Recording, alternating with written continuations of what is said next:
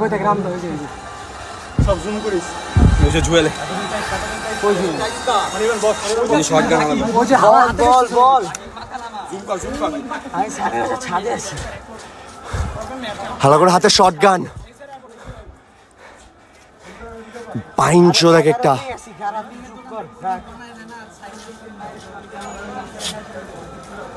এটা হচ্ছে মেয়েদের হোস্টেল।